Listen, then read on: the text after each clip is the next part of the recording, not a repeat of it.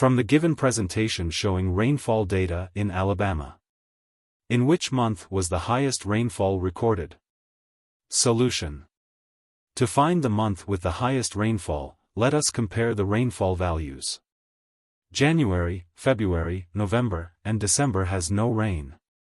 March, April, May, June, July, August, September, and October with rainfall of 2 centimeters, 4 centimeters, 5 centimeters, 15 centimeters, 22 centimeters, 32 centimeters, 11 centimeters, 5 centimeters respectively.